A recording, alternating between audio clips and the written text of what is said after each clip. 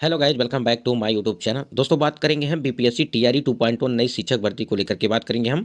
BPSC TRE 2.0 के answer की आप लोगों ने मिला लिए होंगे, यानी कि जो 6 to 8 हो, 9 to 10 हो, इनका जो है आप लोगों ने आंसर की मिला लिया होगा। और आंसर की में आप लोगों ने देखा होगा कि बहुत सारे ऑप्शंस यानी कि जो आंसर्स हैं वो गलत, मतलब कि आंसर की में भी गलत दिए हुए हैं।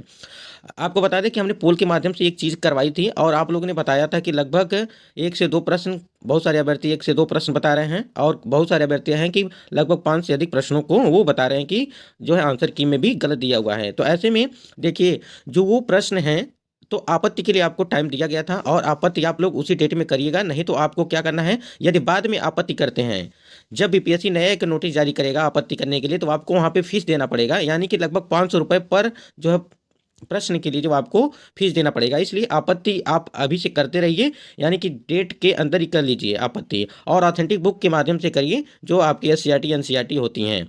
ये तो रह गई आपकी। जो अब यहाँ पे बात करते हैं कि कौन से अभ्यर्थी ऐसे लोग हैं जो बाहर होंगे इस भर्ती से। स्क्रीन पे आप देख पा रहे होंगे कि बीपीएससी टीआरई 2.0 में 6 to 8 में कितने एनआरएस डीएलएड वाले एग्जाम दिए थे।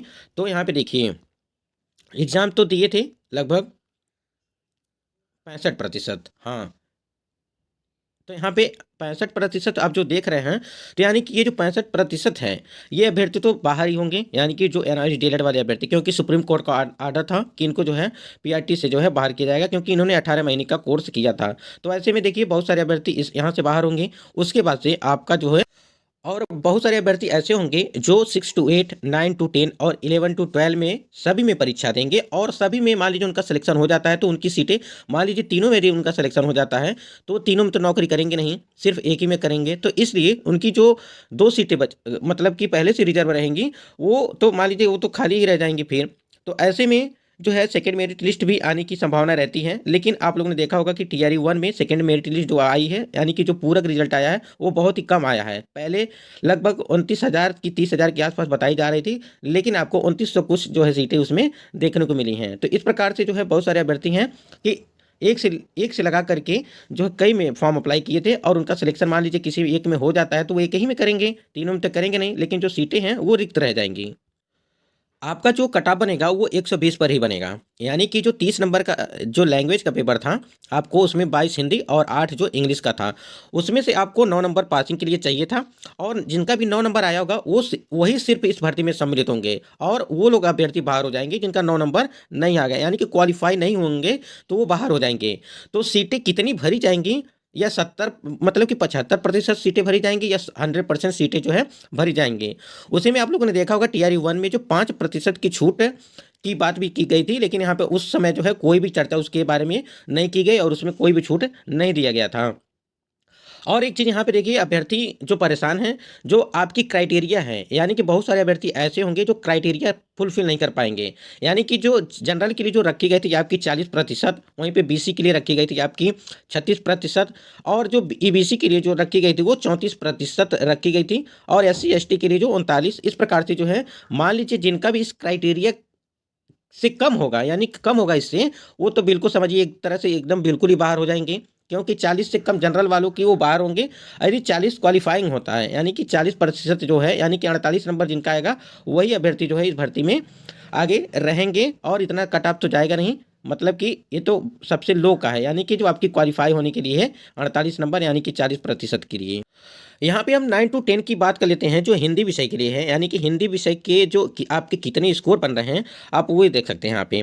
देखिए, 40% पे 12%, यानी कि 40 जिनका है, 40 प्लस है वो 12%, 50 प्लस वो है आपका 11%। सबसे ज़्यादा आप देख सकते हैं 70 और 80 का है, यानी कि 60, 70 और 80। तो यहाँ पे देखिए, मतलब कि 60 से ऊपर ही मान के चलिए, 70 प्लस भी हो सकता है, 80 के आसपास भी जा सकती है। यहाँ पे यदि माना जाए तो 70 प्लस माइनस, मतलब कि प्लस और -5 आप कर सकते हैं। उसके बाद यहाँ पे 75 भी रख सकते हैं, प्लस माइनस यहाँ पे कर सकते हैं, आप लोग प्लस माइनस कर सकते हैं 5 नंबर, चाहे वो 70 हो सकता है या 75 हो सकता है। लेकिन बहुत सारे अभ्यर्थियों का जो है 80 प्लस भी नंबर आया हुआ है। तो आपको यहाँ पे देखिए 120 में ये रखना है, यानी कि 120 में, ना कि 150 में, क्योंकि 30 नंबर का है वो तो आपका 22 हिंदी का है, और 8 नंबर जो है आपका इंग्लिश का है। तो ये यहाँ पे 9 नंबर आपको क्वालिफाई होना चाहिए। यदि ये 9 नंबर नहीं आया, तो आप समझिए यहाँ से इसमें भले ही कितना आप अच्छा स्कोर किए हो 120 में, तो यहाँ से बिल्कुल यहाँ से फिर आपको बाहर का रास्ता देखना पड़ जाएगा। आगे बात कर लेते हैं। एक चीज़ और है, यहाँ पे सीटों को लेकर के काफ़ी ज़्यादा कन्फ्यूजन बना हुआ है छात्रों में, तो सीटों को एक बार क्लियर कर देते हैं कि कितनी आपकी सीटें थी, मतलब कि 9 और 10 में। तो यहाँ पे देखिए पहले जो आपकी भर्ती आई थी 69,706 थी, ये टोटल थी, ठीक है। उसके बाद फिर 50,000 आपका ऐड किया गया था दोबारा, ठीक है। यहाँ पे जो पहली भर्ती आई थी, मतलब कि जो नोटिफिकेशन जारी किया था यहाँ पे 9 और 10 के लिए, वो 18,877 ये थी आपकी टोटल। इसमें से मतलब कि ये अलग अलग कैटेगरी की थी, और इसमें से जो आपकी पूरा जो सीट था, मतलब कि यहाँ पे देखिए हिंदी के लिए 34-23 है और 34-65 है अंग्रेजी के लिए। इसी के आधार पे यहाँ पे देखिए महिलाओं के लिए जो थी वो 1665 और 1185। अब यहाँ देख लेते हैं जो आपकी 877 जो पद हैं टोटल, उसमें जो आपकी जो TR1 होती है उसमें जो 50,000 जो रिक्त थे, और 9 to 10 में कितने जो है रिक्त इसमें ऐड किए गए हैं उसको देख लेते हैं एक बार। तो जो यहाँ पे आप देख रहे हैं ये जो अनारक्षित वाली सीटें हैं ये तो फुलफिल होंगी ही, लेकिन आपकी जो 50,000 सीटें थी, यानी कि जो 50,000 भर्ती मतलब कि जो रिक्त सीटें ऐड की गई थी TR1 की, उसको उसमें जो है अभी हम आपको बताते हैं। और यहाँ देखिए अनारक्षित के लिए ये सीटें हैं, तो ये सीटें रहेंगी यानी कि 7534, यानी कि हर एक सब्जेक्ट में अनारक्षित के लिए जो है पूरा टोटल यानी कि 7,500 के ऊपर ही आपको दिए गए हैं अलग अलग विषय के। उसके बाद से महिलाओं की जो सीटें हैं यहाँ पे देखिए 6,399 रखी गई हैं। वो तो हमने बात कर ली थी जो 69,000 टोटल थी। ये देखिए जो रिक्त पद थे यानी कि 50,263 ये जो आपके TR1 के ऐड किए गए थे। तो यहाँ पे देखिए 9वीं और 10वीं में कितना ऐड किया गया था, इसको देख लीजिए। यहाँ देखिए माध्यमिक अध्यापकों के लिए कक्षा 9 और 10 के लिए विद्यालय अध्यापकों के लिए ये सीटें हैं। तो यहाँ देखिए ये 6,682 यहाँ पे दिखाई दे रहा है पूरा टोटल, ये 9वीं और 10वीं के लिए है। लेकिन यहाँ पे एक चीज़ आप ध्यान दीजिएगा, आप लोग सोच रहे होंगे कि जो ये अनारक्षित वाली सीटें हैं इस पे भी हम लोग फाइट करेंगे, मतलब कि इसको भी हम लोग पाएंगे। लेकिन यहाँ पे जो 908 सीटें हैं ये सिर्फ क्या है, यहाँ देखिए अनारक्षित के लिए क्रम नीचे देखिए लिखा हुआ है कि क्रम संख्या 1 से 7 तक के अनारक्षित श्रेणी की रिक्ति केवल दिव्यांग अभ्यर्थियों के लिए उपलब्ध है। यानी कि जो आप देख रहे हैं यहाँ पे हर एक सब्जेक्ट का अनारक्षित वाला, ये 1 से लेकर के जो 7 तक यानी कि उर्दू तक जो है, ये आपके 1 से 7 तक उर्दू के मतलब समझा देते हैं आपको। यहाँ देखिए हिंदी हो गया, अंग्रेजी, विज्ञान, गणित, सामाजिक विज्ञान और संस्कृत, उर्दू, अरबी, मतलब कि उर्दू तक जो है ये जो आप देख रहे हैं ये पूरा यहाँ तक 7 नंबर तक ये सिर्फ उन्हीं अभ्यर्थियों का है जो दिव्यांग हैं, इसमें और कोई नहीं मतलब रह सकता है। बाकी जो आपके आर्थिक रूप से यहाँ पे हैं वो सारी आपकी इसमें ऐड हैं और इसमें सम्मिलित हैं अभ्यर्थी। तो इसमें देखिए हिंदी में टोटल यदि मिला के बात की जाए तो यहाँ पे 1254 है, और उसमें जो हमने बताया था लगभग 3,000 के ऊपर थी, मतलब कि लगभग 4,000 के 5,000 के आसपास जो है आपकी हिंदी के लिए जो है 9 और 10 के लिए, और जो आपके 270 जो कल्याण विभाग के अंतर्गत सीटें थी उसको भी इसमें ऐड किया गया है।